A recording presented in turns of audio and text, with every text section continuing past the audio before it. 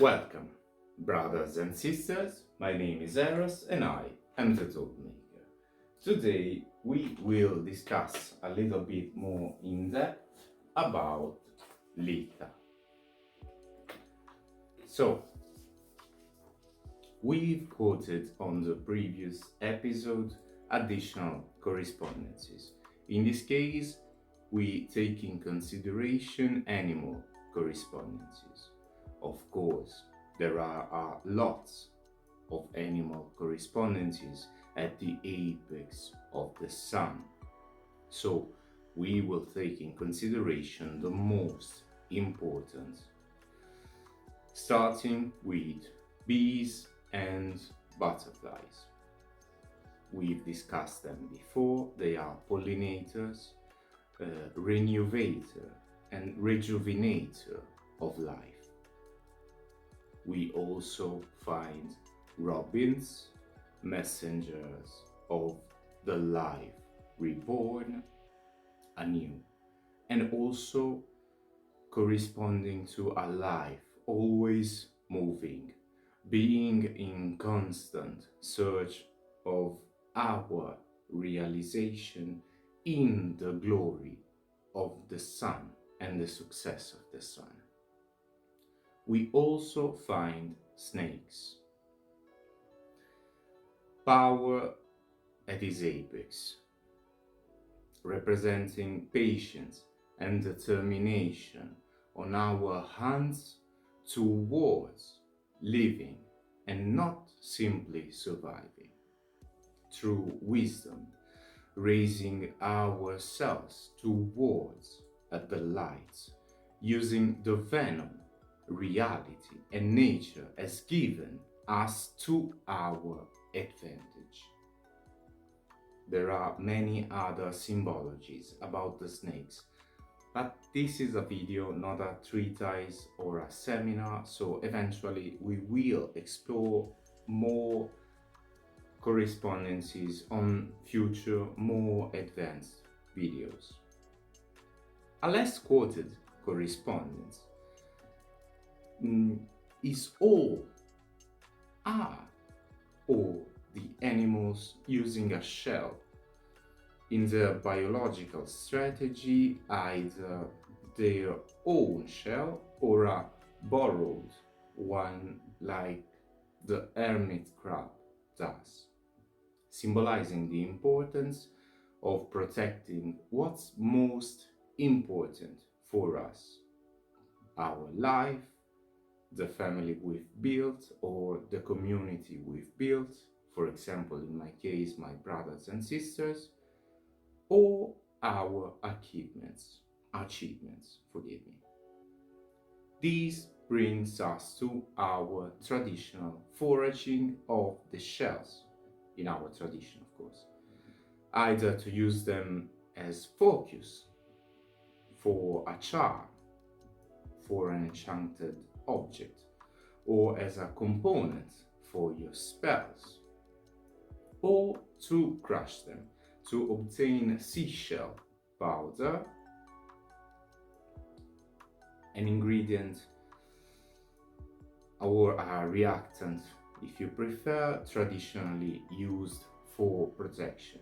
If you decide to crush your shells, just remember to always use a mortar and never use a blender. Otherwise you will crush the blades or make the blender itself explode. Of course, seashells and many other charms are optimal for the construction of sun catchers, collectors of sun energy, constructed very similarly to a dream catcher through not magic. But more usually than not, with a crystal in the center, in our case, usually a quartz, a seashell, or a volcanic stone. And this is a practice that stores energy to be used later. Or you may want to use your seashell to build a witch's ladder. If you are interested, let me know, I will explain more on a future video. But for the time being, witch's ladder are a kind of spell work executed through not magic. Also, in this festivity, we find during the feast or together with the feast in most tradition, the lighting of a bonfire. As always, you need to be very careful never to leave an open flame unattended. But if you practice the traditional bonfire on the beach, this will be easier because you can leave the responsibility of the fire to the proverbial omnipresent guy who plays the guitar while everybody waits for the rising sun. Jokes aside, you may also want to use this occasion to charge your implements or your magical weapons, if you prefer to call them this way, or to charge your crystals. Just be careful that some crystals are very sensitive to the sunlight, so try to be informed on which crystals are more sensitive and will eventually lose power and color. And we will charge them with the strongest sun of the year. Or we may even just want to charge ourselves via dancing in the sun or meditating on his light. Just be careful of the roaring summer heat. But we can also charge our charms and or enchanted objects, or even our decorations, why not? In our tradition, they are usually flower crowns held together with a metal string. This is just how we do in our tradition. Feel free to do your decoration any way you want. And these are charged to collect the power of the sun for future usage, as always, or if you have an emergency, to be used immediately. Now, if you are in a traditional pagan approach, it's a little hard to give you exact information on who to honor. You should focus on the gods and goddesses that has brought you enlightenment and paved your path for success. And this path is usually really personal. For my brothers and sisters on a more hermetical approach, I will focus on the light bringers that has shown you your path to this point in the most impactful way, to honor them and to honor your path. For my brothers and sisters on a Christian pathway, honor Saint John the Baptist, especially on the 24th of June. Christian festivities are usually a little off position from the eternal cycle.